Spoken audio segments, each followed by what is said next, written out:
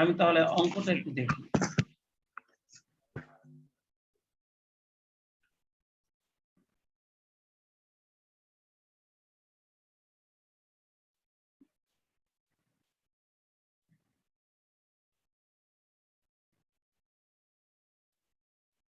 গতদিন তোমাদেরকে করার জন্য আমি যে অঙ্কটা দিয়েছিলাম সেটা ছিল পার্ট সি এর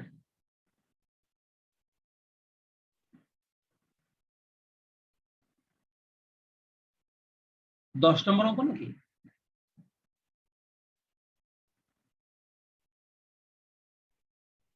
গতদিন কি 10 নম্বর অঙ্কটা দিয়েছিলাম? জি স্যার। আচ্ছা, নামিরা করেছো তো? নামিরা? হ্যাঁ স্যার করছি। মুসরাত? জি স্যার। ইশতিয়া করছো? লিখে? জি স্যার করছি।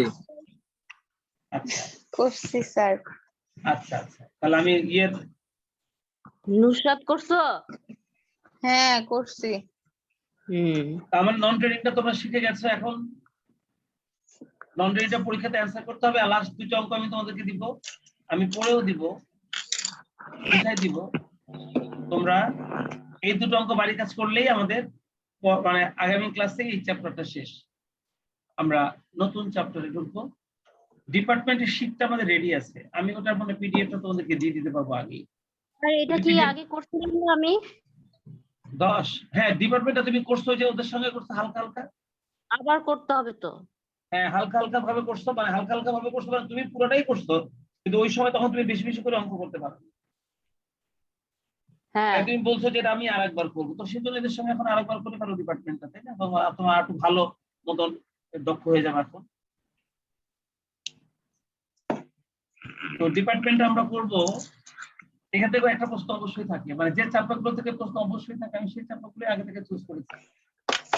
আর ডিপার্টমেন্টটা হয়ে গেলে বোধহয় এনজিও অ্যাকাউন্টিং পরে এনজিওটা বাকি থাকে নামে রাখে। তাছাড়া তেমন আর কোনো চ্যাপ্টার অ্যামালগামেশন অ্যাবজর্পশন তো আসলে আমরা করবো না করার মতন। যদি পরীক্ষাটা হয়ে যায় তাহলে আর করবো না। যদি পরীক্ষা দেখা যাচ্ছে এখনই হচ্ছে, একটু দেরি হচ্ছে, তাহলে অ্যামালগামেশন অ্যাবজর্পশন একটা করাই। তাহলে বেশি চ্যাপ্টার করা দরকার নেই, যা করেছি সেগুলো রিভাইজ দিলে এখান থেকে ভালোভাবে অ্যান্সার করা যাবে। আচ্ছা,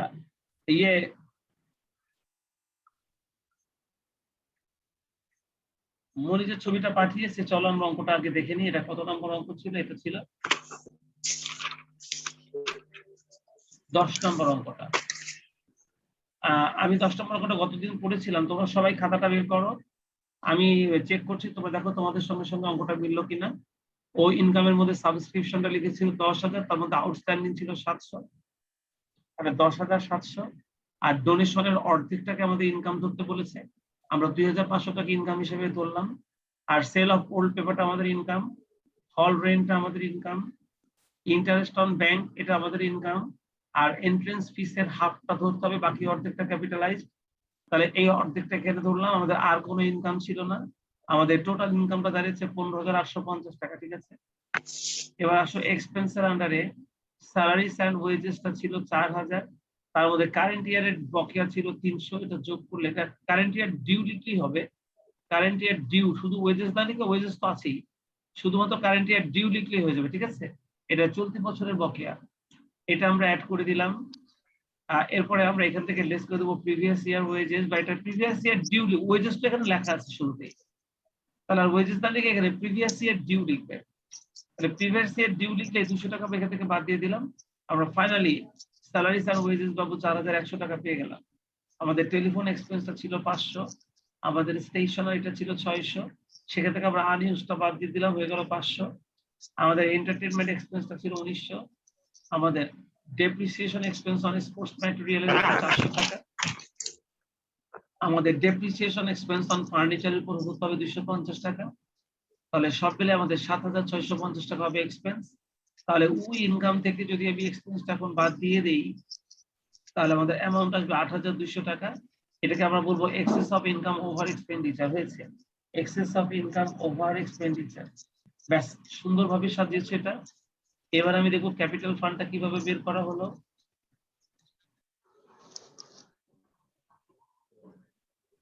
দেখো ক্যাপিটাল ফান্ড বের করতে গিয়ে বছরের প্রথম তারিখের ওপেনিং ক্যাশ ব্যালেন্সটা লিখেছে 25,000। এখানে ক্যাশ ইন হ্যান্ড আমি লিখবো, বুঝছো? কারণ অ্যাসেটের আন্ডারে ওপেনিং ব্যালেন্স বলে এটা কার ওপেনিং ব্যালেন্স? রিসিপ্ট এন্ড পেমেন্টের মধ্যে ওপেনিং ব্যালেন্স থাকলে বোঝা যায় এটা ক্যাশের, কারণ রিসিপ্ট এবং পেমেন্টে সব ক্যাশ ঘটনা থাকে। কিন্তু ব্যালেন্স শিটে তো অনেক ধরনের অ্যাসেট থাকে, তাই ওপেনিং ব্যালেন্স বলতে তুমি কাকে বোঝাচ্ছ? ওই জন্য এখানে ক্যাশ ইন হ্যান্ড অথবা opening balance of cash, opening balance of cash এই কথা বলছি, ঠিক আছে? তাহলে ঠিক ক্যাশ আছে। In hand, cash in hand লিখলেই ভালো হয়। 25,000। সাবস্ক্রিপশন ইন এরিয়া একটা গত বছরটা ছিল যেটা 500 টাকা, ঠিক আছে?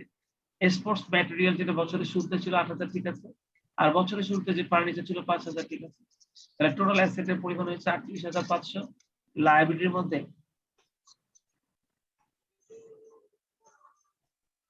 পেমেন্ট পাশে একটা ক্রেডিটর ছিল 1200, আর স্পেশাল ফান্ড ছিল 35 বছরের শুরুতে, আর স্যালারিজ এন্ড ওয়েজেস প্রিভিয়াস ইয়ারের ডিউ ছিল 200। এই সব মিলে আমাদের কারেন্ট লায়াবিলিটির পরিমাণটা ছিল 4,900। আর এটা বাদ দেওয়ার সাথে সাথে আমরা ক্যাপিটাল ফান্ডটা পেয়ে গেলাম 33,600। ওর ক্যাপিটাল ফান্ডটা নিখুঁতভাবে বের করা হয়েছে। এবার আমরা দেখবো ওর ব্যালেন্স শিটটা কিভাবে হলো।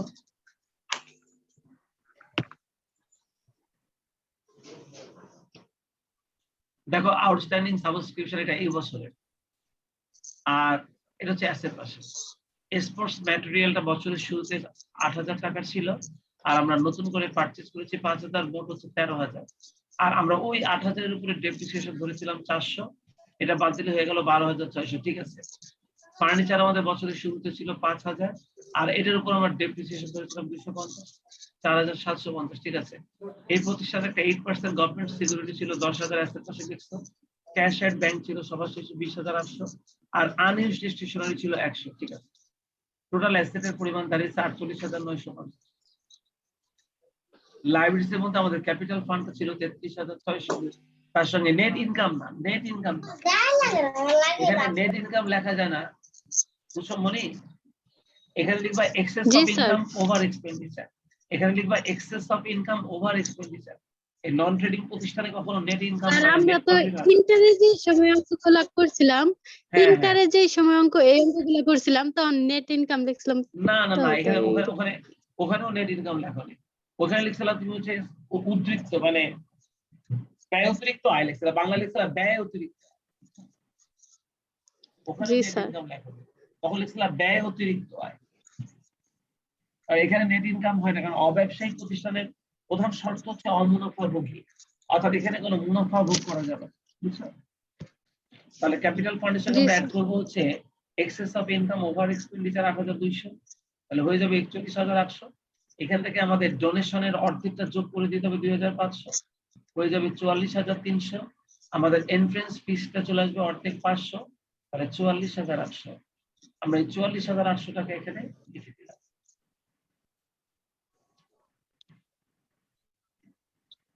আর কিন্তু বাকিটা ওই পাশে না, অন্যান্য দায়গুলো। জি স্যার। আচ্ছা, এবার আমাদের সাবস্ক্রিপশন অ্যাডভান্স, সাবস্ক্রিপশন ইন অ্যাডভান্সটা হচ্ছে তোমার 600 টাকা ছিল আগে থেকে। এবার স্পেশাল ফান্ড ছিল আমাদের 35,000, 3,500, তার সঙ্গে আমরা রিসিপ্টস পেয়েছি 1,750, 5,250, আর সেখান থেকে আমরা স্পেশাল ফান্ড এক্সপেন্সটা বাদ দিয়ে দিয়েছি 2,000। তাহলে আমাদের টোটাল অ্যামাউন্টটা দাঁড়িয়েছে এখন 3,250। আর স্যালারিস এন্ড ওয়েজেস আউটস্ট্যান্ডিং চলতি বছর ছিল 300, আর এই সবগুলো যোগ করে আমাদের মোট অ্যামাউন্ট হয়ে গেল 48,950, ব্যালেন্স শিটটা মিলে গেল। তোমাদের অঙ্কটা তো এরকমই হয়েছে তাই না নামিরা? নামিরা, হ্যাঁ স্যার, মিলে গেছে। আচ্ছা ঠিক আছে। 10 পর্যন্ত যেহেতু আমরা করে ফেলছি, তোমরা সবাই একটু তাকাও 11 নম্বর অঙ্কটা দিই। আমি প্রশ্নটা পড়ছি, তোমরা খালি দেখবা। প্রথমে রিসিপ্টস এন্ড পেমেন্ট অ্যাকাউন্ট দেওয়া আছে, আমি সমন্বয় সহ প্রত্যেকটা আইটেম তোমাদেরকে চিনাই দিব, এবং এই অঙ্কটা সম্পূর্ণটা তোমরা নিজেরা করবে। আর এখন আর স্ক্রিনশট দেওয়ার দরকার নেই, কারণ তোমাদের পিডিএফ চলে গেছে তোমাদের কাছে। তোমরা যদি চাও এটা তোমরা আগামীকালই প্রিন্ট করে নিতে পারবা, শীট তোমাদের হাতে চলে যাবে পুরো চ্যাপ্টারের। এবার দেখো এতদিন যত অঙ্ক করেছো বা পার্ট বির যত অঙ্কগুলো আছে সব এই শীটের মধ্যে রয়ে গেছে, তোমরা যারা করতে পারোনি তারা নিজেরা ট্রাই করো, পারবা। ক্যাশ ইন হ্যান্ড এটা ক্যাপিটাল ফান্ডের অ্যাসেট পাশে যেহেতু গত বছরের সাথে নগদ, ক্যাশ অ্যাট ব্যাংকটাও ক্যাপিটাল ফান্ডের অ্যাসেট পাশে যায়। দেখো এরিয়ার সাবস্ক্রিপশন মানে বকেয়া চাঁদা, আমরা জানি আয় বকেয়া থাকলে সম্পত্তি হয়, তাহলে এটাও বিগত বছরের বকেয়া, তো এটাও ক্যাপিটাল ফান্ডে যাবে, তাই না নামিরা? নামিরা এটাও ক্যাপিটাল ফান্ডে যাবে না? হ্যাঁ স্যার। সাবস্ক্রিপশন চাঁদা এটা income, sale of waste paper এটা ইনকাম, ডোনেশন এটাও ইনকাম যদি কিছু না বলে, ইন্টারেস্ট অন ইনভেস্টমেন্ট ইনকাম, আর চার্জ ফর রিফ্রেশমেন্ট। আসলে এই চার্জ ফর রিফ্রেশমেন্টের ব্যাপারটা একটু বুঝাই বলি। কখনো কখনো অব্যবসায়ী প্রতিষ্ঠানের ভিতরে ব্যবসায়ী প্রতিষ্ঠান থাকে, যেমন একটা ক্লাবের মধ্যে ছোট্ট একটা স্ন্যাক্স এর দোকান আছে, এখানে যে সদস্যরা যখন খেলাধুলা করে তখন খেলাধুলার ফাঁকে তারা একটু রিফ্রেশ হয়, অর্থাৎ একটু কফি খায় অথবা একটু কেক খায়, এক পিস বিস্কিট খায়, এই হালকা খাবারটা খায়, তবে এগুলো সবই তারা পয়সা দিয়ে খায়। আর এই সব ব্যবস্থা কিন্তু করে রাখে ক্লাবের সদস্যরা, অন্যান্য ইয়েরা। তো দেখা যাচ্ছে এই রিফ্রেশমেন্ট যেটা করা, রিফ্রেশমেন্টের জন্য আমাদের যে ছোট্ট একটা ব্যবসায়িক প্রতিষ্ঠানটা রয়েছে, সেই ব্যবসায়িক প্রতিষ্ঠানে আমাদের পণ্য যারা ব্যবহার করে তারা কিন্তু পয়সা দিয়ে ব্যবহার করে। তো তাদের কাছ থেকে আমরা চার্জ করি 4,300 টাকা, আর আমাদের খরচ হয়েছে ডান দিকে 3,200 টাকা। তাহলে 4,300 থেকে 3,200 বাদ দিলে আমাদের কিন্তু রিফ্রেশমেন্ট একটা ইনকাম হবে। এই ইনকামটা তুমি কিন্তু আলাদাভাবে বের করে ডাইরেক্ট ইনকামের মধ্যে বসাই। তবে রিফ্রেশমেন্টের ওপেনিং স্টক, ক্লোজিং স্টক এগুলো থাকতে পারে। এই অঙ্কে আমাদের অবশ্য রিফ্রেশমেন্টের ওপেনিং স্টক, ক্লোজিং স্টক ছিল না। এই অঙ্কে রিফ্রেশমেন্টের ওপেনিং স্টক, ক্লোজিং স্টক অবশ্য ছিল না। তো সেই জন্য তুমি একটা কাজ করতে পারো, income from refreshment, income from refreshment নামে রিফ্রেশমেন্টের এই 4,600 থেকে এই 3,200 বাদ দিয়ে বাকিটাকে ইনকাম পাশে লিখে দিতে পারো। আর এই এক্সপেন্সটাকে আর এক্সপেন্স পাশে লেখার দরকার নেই, কারণ এটাকে তুমি রিফ্রেশমেন্ট চার্জের থেকে সমন্বয় করে ফেলছো। তাহলে আমি বলতে চাচ্ছি যে যেহেতু রিফ্রেশমেন্টের আর কোনো ঘটনা নাই, তাহলে ইনকাম ফ্রম রিফ্রেশমেন্ট কথাটা লিখে তুমি রিফ্রেশমেন্ট থেকে চার্জ করেছে 4,300, আর আমরা রিফ্রেশমেন্টের পিছনে খরচ করেছি 3,200, তাহলে 4,300 থেকে 3,200 বাদ দিয়ে বাকি টাকাটা তোমার টাকা করে বসে দিবে, এটাকে ইনকাম ফ্রম রিফ্রেশমেন্ট নামে বসে দিবে। তোমরা কি সবাই আমার কথা বুঝছো? স্যার আরেকবার বলেন। দেখো ইনকাম ফ্রম রিফ্রেশমেন্ট লিখে আমরা একটা কাজ করি, এভাবে এভাবে আমাদের এর মধ্যে লিস্টের মধ্যে রেখে দিই। ইনকাম ফ্রম রিফ্রেশমেন্টটা লিখে আমরা ইনার কলামে, ইনকাম স্টেটমেন্টে ইনার কলামে লিখবো 4,300, আর এখান থেকে আমরা লেস করে দিব এক্সপেন্ডিচার অন রিফ্রেশমেন্ট 3,200। এই পুরো কাজটা কিন্তু আমরা ইনকাম পাশেই করবো, তাহলে কিন্তু আমাদের নেট ইনকাম ফ্রম রিফ্রেশমেন্ট বের হয়ে আসবে। বাকি টাকাটা 1,100 টাকা হয় মনে হয়, এই 1,100 টাকা আমরা এখন আয় পাশে বসে, এটাকে আর আলাদাভাবে কিছু লেখা লাগবে না, মানে এটাই হচ্ছে আমাদের ইনকাম ফ্রম রিফ্রেশমেন্ট। তার মানে আমরা আলাদাভাবে এই এক্সপেন্ডিচার অন রিফ্রেশমেন্টকে অন্য কোথাও লিখবো না, এটা তো আমার অলরেডি এখানে লেখা হয়ে গেছে। কথা বুঝতে পেরেছো সবাই? তাহলে আমরা তাহলে এই যে চার্জ ফর রিফ্রেশমেন্ট লিখবো 4,300, আর সেখান থেকে এক্সপেন্ডিচার অন রিফ্রেশমেন্ট 3,200 বাদ দিয়ে আমরা ইনকাম পাশেই ইনকাম ফ্রম রিফ্রেশমেন্ট লিখে দিব। বুঝছো?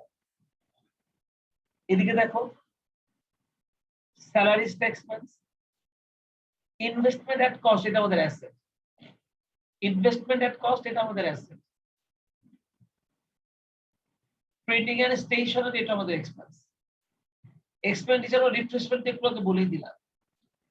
এক্সটেনশন অফ বিল্ডিং এটা আমাদের অ্যাসেট, এটা বিল্ডিং এর সঙ্গে তুমি যোগ করে দিতে পারো।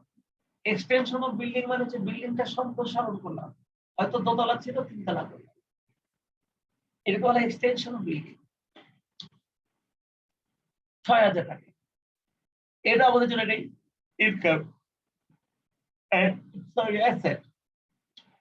প্রাইসেস এটা আমাদের জন্য expense, cash at bank asset, আর প্রিন্টিং চার্জ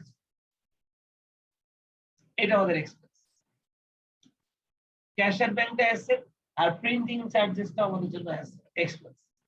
আমি কি রিসিভেবল পেমেন্টের সবগুলো আইটেম বললাম, তোমরা বুঝছো? রিসিভ পেমেন্টের সবগুলো আইটেম বুঝছো? স্যার হ্যাঁ স্যার এখানে যে সাবস্ক্রিপশনটা দেওয়া আছে এটা কোথায় বুঝবে? এটা এরিয়ার সাবস্ক্রিপশন যেটা রয়েছে এটা, হ্যাঁ হ্যাঁ হ্যাঁ এটা হচ্ছে গত বছর এরিয়ার মানে বকেয়া, আর রিসিভ পাশে যখন বকেয়া সাবস্ক্রিপশন থাকে তাহলে বুঝতে পারবে বিগত বছর, তাই এটা ক্যাপিটাল ফান্ডের অ্যাসেট পাশে। বুঝছো? এটা যাবে ক্যাপিটাল ফান্ডের অ্যাসেট পাশে। ক্যাপিটাল ফান্ডে।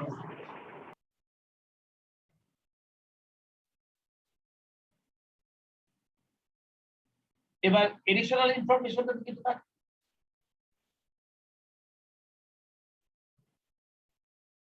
The assets on 1st January 2014 include, বছরের প্রথম তারিখে আমাদের যে অ্যাসেট গুলো রয়েছে তার মধ্যে অন্তর্ভুক্ত রয়েছে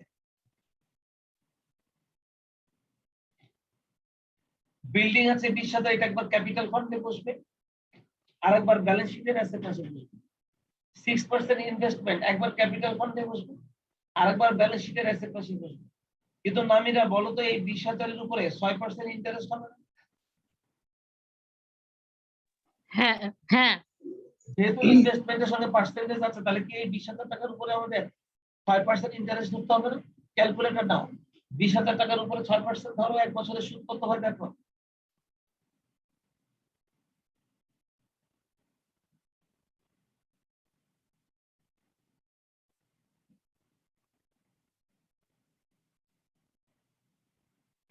বারোশো। তাহলে এই যে আমাদের ইন্টারেস্টটা 1200 টাকা আসতো, দেখো তো আমাদের ইনভেস্টমেন্টের উপর ইন্টারেস্ট তো আমাদের ইনকাম, তাই না? দেখো তো আমাদের ইনকামের সাথে তো ইন্টারেস্ট আছে কিনা, উইথ আছে। কত টাকা আছে দেওয়া? 600। তাহলে আমাদের হিসাবে হওয়ার কথা 1200, কিন্তু দেওয়া আছে 600, তাহলে বাকি 600 বকে আছে। এই হ্যাঁ ইন্টারেস্ট অন ইনভেস্টমেন্ট বাকি 600 তাহলে বকে আছে না? তোমরা বুঝছো এই সমন্বয়টা? বুঝছো সবাই? জি স্যার। তাহলে এই 600 টাকার সঙ্গে আমরা ইন্টারেস্ট অন ইনভেস্টমেন্ট এই 600 টাকার সঙ্গে অ্যাক্রুড নামে 600 যোগ করবো, আর একবার এই বকেয়াটা ব্যালেন্স শিটের অ্যাসেট পাশে দিয়ে বসবে, ঠিক কিনা? সমন্বয় তো দুবার বসে। তাহলে মানে outstanding interest on investment, outstanding interest on investment একবার ইন্টারেস্ট অন ইনভেস্টমেন্টের সঙ্গে যোগ হবে 600, আর একবার এই outstanding interest on investment balance শিটের অ্যাসেট পাশে দিয়ে বসবে 600। ঠিক আছে? সবাই কি সমন্বয়টা বুঝছো? জি স্যার। এরপরের সমন্বয়টা দেখো। বছরের শুরুতে আমাদের ফার্নিচারটা ছিল 2000, এটা একবার ক্যাপিটাল ফান্ডের অ্যাসেট পাশে বসবে, আবার ব্যালেন্স শিটের অ্যাসেট পাশে। তাহলে বছরের প্রথম তারিখে সম্পত্তি যা যা দেওয়া ছিল আমরা লিখে ফেললাম সবাই, বুঝতে পারছি?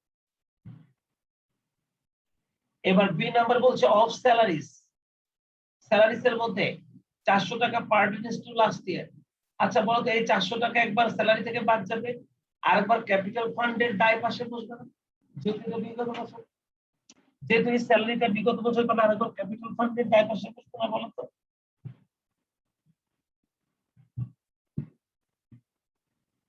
তাহলে যেহেতু স্যালারির মধ্যে এমন 400 টাকা আছে বিগত বছরের স্যালারি, তাহলে এই 400 টাকার স্যালারিকে আমরা একবার স্যালারি থেকে বাদ দেবো, স্যালারি থেকে আমরা একবার বাদ দেবো, আর একবার ব্যালেন্স শিটের ক্যাপিটাল ফান্ডের লায়াবিলিটি পাশে বসাবো, বুঝছো? আর বলছে 500 টাকা স্টিল ওয়িং, তার মানে এই এখনো পর্যন্ত স্যালারি চলতি বছরের বকে আছে 500। এই স্টিল ওয়িং বলতে আমরা চলতি বছরের বকে কি বুঝতেছি? তাহলে বলতো চলতি বছরের স্যালারি ওয়িংটা আমরা স্যালারির সাথে যোগ করে দেবো না? চলতি বছরের স্যালারি ওয়িংটা আমরা স্যালারির সাথে যোগ করে দেবো না? আর একবার ব্যালেন্স শিটের লায়াবিলিটি পাশে বসাবো, শুনছো সবাই? স্যালারির সাথে যোগ করে দেবো, যেহেতু এটা চলতি বছরের বকেয়া রয়েছে। এই দেখো স্যালারি যেটা বকেয়া আছে এই বছরে যে স্টিল ওয়িং, তার মানে এটা বিগত বছরের বকেয়া ছিল স্যালারি, আর এটা হচ্ছে চলতি বছরের বকেয়া, বুঝছো? তো স্যালারি বিগত বছরের বকেয়াটা তো স্যালারি থেকে বাদ দেবো, আর ক্যাপিটাল ফান্ডের দায় পাশে দিব, আর চলতি বছরের বকেয়াটা স্যালারির সাথে যোগ করবো, আবার ব্যালেন্স শিটের দায় পাশে দিব, বুঝছো? সবসময় তো আমরা তাই করি নাকি? চলতি বছরের বকেয়াটা যোগ করবো, আর একবার ব্যালেন্স শিটের দায় পাশে দিব, ঠিক কিনা? জি স্যার। এবার হচ্ছে সাবস্ক্রিপশন 400 টাকা আউটস্ট্যান্ডিং, এটা চলতি বছরের চাঁদা বকেয়া, এটা সাবস্ক্রিপশনের সঙ্গে যোগ হবে নুসরাত, আর একবার ব্যালেন্স শিটের অ্যাসেট পাশে বসবে, ঠিক আছে না নুসরাত? চলতি বছরের সাবস্ক্রিপশন বকেয়া আছে 400 টাকা, এটা সাবস্ক্রিপশনের সঙ্গে যোগ হবে একবার, আর একবার ব্যালেন্স শিটের অ্যাসেট পাশে বসবে, ঠিক আছে নুসরাত? হ্যাঁ নুসরাত ঠিক আছে। ও কই দেখি না তো। निकल गया नुसरत, निकल गया नेट प्रॉब्लम नाइयो नेटवर्क। আর ये रेबा স্যার আমি আছি, বাট আমার অনেক নেট প্রবলেম করতেছে। ঘটনা কি আজকে তোমাদের সবার নেটে হলো কি? আজকে সবার নেটে হলো কি? আমার নেটটা তো ভালোই আছে। আজকে তোমাদের নেটে হলো কি? আমার সঙ্গে রাগ করছে নাকি? স্যার মাঝখান দিয়ে আমিও 2 বার বের হয়ে গেছিলাম, পরে আবার জয়েন করছি। বাংলাদেশের নেটওয়ার্কটা কবে যে ভালো হবে আল্লাহ জানে, কবে যে ভালো হবে। আবার হবে না শুনতেছি স্যার, আমরা নাকি 4G থেকে 5G তে ঢুকবো। ওরে আল্লাহ। আচ্ছা এবার দেখো তো, বলছো ওনারা প্রিন্টার্স বিল নাকি 100 টাকা বকেয়া রয়েছে, এটা খরচ বকেয়া। তাহলে দেখো তো আমাদের লাস্টে একটা যে প্রিন্টিং চার্জ রয়েছে না 1400 দেখছো খরচের মধ্যে, পেমেন্ট পাশে একটা প্রিন্টিং চার্জ রয়েছে 1400, কত তার সঙ্গে আমাদের এই বকেয়া খরচটা যোগ করে দেবো 100। আর একবার ব্যালেন্স শিটের দায় পাশে লিখবো, মনে বুঝছো প্রিন্টার্স বিল যেটা বকেয়া আছে জি স্যার। এটা আমরা ওই প্রিন্টার্স খরচের সঙ্গে একবার যোগ করব, আর একবার ব্যালেন্স শিটের দায় পাশে লিখবো, বুঝছো কি? জি স্যার। এবার কিন্তু আমাদের ইন্টারেস্ট অন ইনভেস্টমেন্ট ধরার খেলাটা বন্ধ হয়ে গেল। এই দেখো ডি নাম্বার কি বলছে ওনারা, investment were purchase during the second half of the year and interest has not been collected. আমরা সেকেন্ড হাফে ক্রয় করেছি, এই তাহলে তো আমাদের the investments were purchased during the second half and the interest has not been collected। তাহলে তোমরা দেখো তো ইন্টারেস্ট অন ইনভেস্টমেন্ট 20,000 টাকার উপর 6% ধরলে কত হয়, অর্ধেক বছরে কত হয়?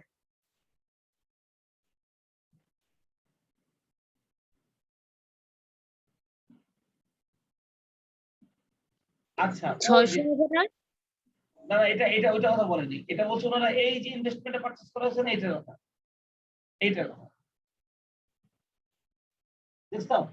পেমেন্ট পাশে একটা ইনভেস্টমেন্ট পারচেজ করা হয়েছে, তোমরা খেয়াল করো এই যে ওনারা বলেছে এই ইনভেস্টমেন্ট আমরা বছরের মাঝামাঝিতে কিনছি এবং এটার উপর কোনো সুদ ধরা হয়নি। তো ঠিক আছে খেলা জমে গেল, আমাদের ইনভেস্টমেন্টের উপরে সুদের হার কত পার্সেন্ট? 6%। তুমি এখন এই ইনভেস্টমেন্ট 4,000 টাকার উপরে 6%, তাহলে 6 মাসের সুদ ধরো।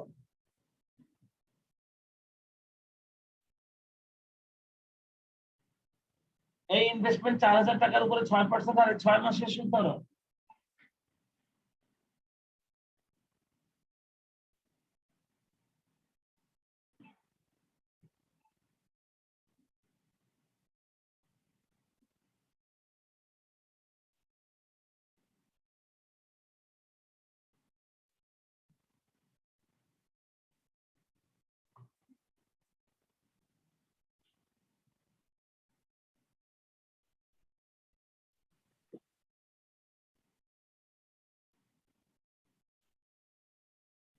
তোমরা কি কেউ আমার কথা শুনতে পাচ্ছ না? স্যার 240। 240টা হচ্ছে 1 বছরের সুদ, 6 মাসেরটা বের করতে বলছে। তাহলে 4,000 টাকার উপরে তাহলে 120 টাকা হবে 6 মাসের সুদ, এবং এটা বকেয়া আছে। আর একটু আগে আমরা বের করছিলাম এখানে বকেয়া ছিল 600। তাহলে বলো তো আমাদের ইন্টারেস্ট অন ইনভেস্টমেন্ট তাহলে মোট বকেয়া আছে না 600 আর 120 720 টাকা। এটা কি বুঝছো সবাই? তাহলে আমাদের ইন্টারেস্ট অন ইনভেস্টমেন্টের বকেয়া ছাড়া মোট 720 টাকা, বুঝছো? জি স্যার। তাহলে তোমরা সবাই একটু ভালো স্যার করে, আরেকবার বলেন। আমি আবার বলছি তোমার মনোযোগ দিয়ে দেখো, আমি কি লিজার গলা শুনলাম নাকি?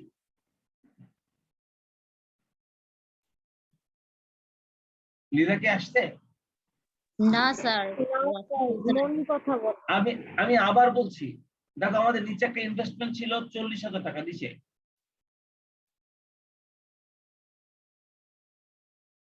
এই যে ইনভেস্টমেন্ট ছিল আমাদের নিচে 20,000 টাকা 6%। এই 20,000 টাকার উপর 6% ধরো ইন্টারেস্ট, ইনভেস্টমেন্ট 20,000 টাকার উপর 6% ধরলে আসে 1,200 টাকা। আর এই ইনভেস্টমেন্টের উপর 6 মাসের সুদ আসে 120 টাকা। তাহলে আমাদের ইন্টারেস্টের উপর মোট ইন্টারেস্ট হয় হচ্ছে তোমার 1,320 টাকা। তার মধ্যে আমাদের অঙ্কের মধ্যে দেওয়া আছে 600 টাকা। এই তাহলে 720 টাকা ইন্টারেস্ট অন ইনভেস্টমেন্ট আমাদের বকেয়া রয়ে গেছে না? এই ক্যালকুলেশনটা কি তোমরা বুঝছো? জি স্যার। আমাদের ইন্টারেস্টটা 20,000 টাকার উপর ধরলে আসে 1200 টাকা ইন্টারেস্ট, আর এই 4,000 টাকার উপর 6 মাসের ইন্টারেস্ট ধরলে আসে 120 টাকা। এই দুটো মিলে আমাদের মোট ইন্টারেস্ট হয় 1320 টাকা, অথচ আমাদের এখানে রিসিভ পাশে ইন্টারেস্ট দেওয়া আছে 600 টাকা। তাহলে কি আমাদের 720 টাকা ইন্টারেস্ট বকেয়া হয় না বলতো? জি স্যার বুঝছি। তাহলে আমরা আমাদের এই 600 টাকা ইন্টারেস্টের সঙ্গে 720 টাকা ইন্টারেস্ট বকেয়া যোগ করব, আবার এই 720 টাকা ব্যালেন্স শিটের অ্যাসেট পাশে বসাবো। বুঝছো তোমরা?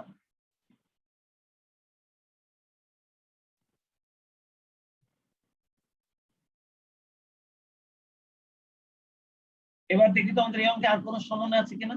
আমাদের আর কোনো সমন্বয় নাই। তাহলে 11 নম্বর অঙ্কটা তোমরা নিজেরা করবে, এটা আমি দিয়ে দিলাম। এবার 12 নম্বরটা পড়ছি, এটাই হলো আমাদের লাস্ট অঙ্ক। আমি 12 নম্বরটা তোমাদের কাছে দিয়ে দিব, আমি পড়ছি অঙ্কটা, তোমরা দেখো। Prepare an income and expenditure statement and a balance sheet from the following receipts and payment account. দেখো, ব্যালেন্স অন 1st জানুয়ারিতে cash in hand, cash at bank দুটোই আমাদের আছে।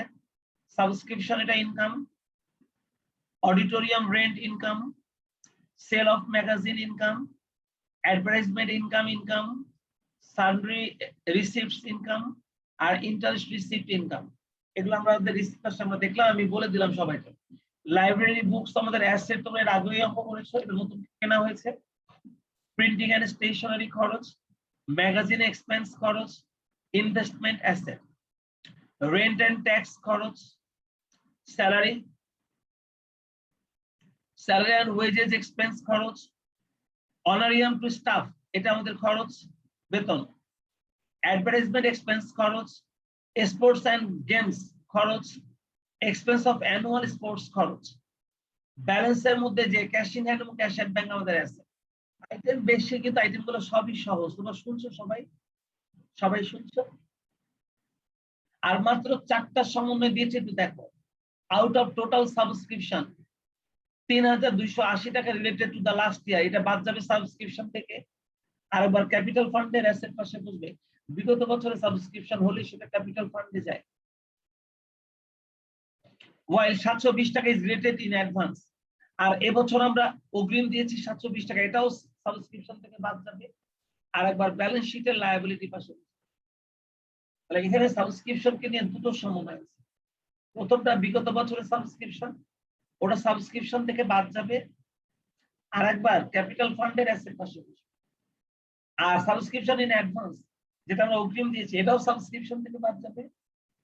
আর আরেকবার ব্যালেন্স শিটের দায় পাশে। তোমরা কি 1 নম্বর সমন্বয়টা সবাই বুঝছো? জি স্যার। এবার মজার একটা জিনিস দেখো, there is an outstanding bill receivable from magazine advertisement at 1240 টাকা। তার মানে হচ্ছে আমাদের যে ম্যাগাজিন আমরা ছাপিয়েছি, সেই ম্যাগাজিনে বিভিন্ন বিজ্ঞাপনদাতারা বিজ্ঞাপন দিয়েছিল যে এই ম্যাগাজিনগুলো যারা পড়বে তারা যেন সাথে সাথে বিজ্ঞাপনটাও পড়ে এবং আমাদের দোকানে এসে সেই সমস্ত বিজ্ঞাপন দেখায় যেন এসে মাল সামানা কেনে। সেই জন্য যারা আমাদের পত্রিকায় বিজ্ঞাপন দিয়েছে বলতো তাদের কাছ থেকে আমরা টাকা নেবো না, বিজ্ঞাপন দেওয়ার জন্য আমরা টাকা নেবো না। তো সেই ইনকামটা 1240 টাকা আমাদের এখনো পর্যন্ত বকেয়া আছে। তার মানে কি তারা দেখে তোমাদের কাছে মনে হবে যেন ব্যয় বকেয়া, আসলে এটা আয় বকেয়া। আমাদের ম্যাগাজিনের মধ্যে যারা বিজ্ঞাপন দিয়েছে সেই সমস্ত বিজ্ঞাপন দাতাদের কাছ থেকে আমরা কিন্তু অ্যাডভার্টাইজমেন্ট রিসিভ করবো 1240 টাকা। সেজন্য আমরা ইনকাম ফ্রম অ্যাডভার্টাইজমেন্ট নামে আমরা ইনকাম পাশে লিখবো একবার 1240 টাকা, আর ইনকাম রিসিভেবল ফ্রম অ্যাডভার্টাইজমেন্ট নামে আমরা অ্যাসেট পাশে লিখবো আর। তাই ভালো করে দেখো, এই 1240 টাকাটা আমরা দুইবার লিখবো, যেহেতু সম্বন্ধের এটা আমরা ইনকাম ফ্রম অ্যাডভার্টাইজমেন্ট নামে ইনকাম পাশে লিখবো হচ্ছে 1240 টাকা, আর ইনকাম রিসিভেবল ফ্রম অ্যাডভার্টাইজমেন্ট নামে ব্যালেন্স শিটের অ্যাসেট পাশে লিখবো একবার। তাহলে ইনকাম ফ্রম অ্যাডভার্টাইজমেন্ট নামে ইনকাম পাশে লিখবো একবার 1240, আর ইনকাম রিসিভেবল ফ্রম অ্যাডভার্টাইজমেন্ট নামে ব্যালেন্স শিটের অ্যাসেট পাশে লিখবো আরেকবার। বুঝছো সবাই? আর ইন্টারেস্ট অ্যাক্রুড রয়েছে 540, এই যে ইন্টারেস্টটা যেটা আমাদের ইনকাম, এটা বকেয়া রয়েছে। তাহলে এই ইন্টারেস্টের সঙ্গে 2900 সাথে ইন্টারেস্ট অ্যাক্রুডটা যোগ করবো আর একবার ব্যালেন্স শিটের অ্যাসেট পাশে বসাবো। স্যালারি এন্ড ওয়েজেসটা, আমাদের স্যালারি এন্ড ওয়েজেসটা কোথায় আছে? আমাদের স্যালারিজ এন্ড ওয়েজেসটা রয়েছে এই যে এই যে স্যালারিস এন্ড ওয়েজেস যেটা ছিল সেখানে বকেয়া রয়েছে 1200 টাকা। তাহলে এটা ওই স্যালারিস এন্ড ওয়েজেস এর সঙ্গে একবার যোগ করবা, আর একবার ব্যালেন্স শিটের দায় পাশে বসাবো। স্যালারিস এন্ড ওয়েজেস এর সঙ্গে একবার যোগ করবা, আর একবার ব্যালেন্স শিটের দায় পাশে বসাবো। মাত্র 4টা সমন্বয় দিয়েছে এই অঙ্কটা। বলো তো তোমরা নিজেরা এই অঙ্কটা সুন্দরভাবে সলভ করতে পারবে না নামিরা? সলভ করতে পারবে না নামিরা? ট্রাই করব। এই কালকেই দুইটা তো তোমাদের ক্লাস। বাড়ির কাজ, এই দুইটা তোমাদের বাড়ির কাজ, এই দুইটাই তোমাদের বাড়ির কাজ। আমি এই দুইটা বাড়ির কাজ তোমাদের আগামী দিন চেক করব, এবং এটা চেক করা হয়ে গেলে আমরা ডিপার্টমেন্ট নতুন চ্যাপ্টারটা স্টার্ট করব। তোমরা আজকে রাতের মধ্যে দুটো অঙ্ক করে ফেলবা সবাই, ঠিক আছে? যাতে আমরা খুব দ্রুত গতিতে আগাতে পারি। পরীক্ষা আসার আগে যেন আমরা অ্যাডভান্স অ্যাকাউন্টিং এর কোর্সটা পুরোপুরি ভাবে শেষ করে অল্প একটু রিভিশনও দিতে পারি, ঠিক আছে? পরীক্ষা দেওয়ার আগে যেন অন্তত পুরো চ্যাপ্টার যা শিখেছি তার জন্য আরেকবার রিভাইজ করেও যেতে পারি। সেজন্য তোমরা নিজেরা আজকে রাতের মধ্যেই অঙ্কগুলো করে ফেলবে। আমি সেই সাথে আমারও কাজ শেষ, আমিও বিদায় নিই।